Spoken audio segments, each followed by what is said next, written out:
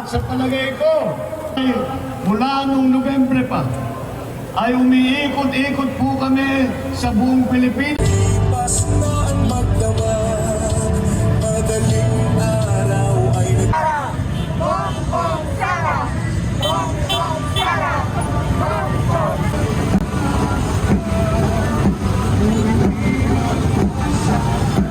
Ano? Papanton, Mr. Panton, Master. Kukunin kasi balita namin, galante ka raw mag...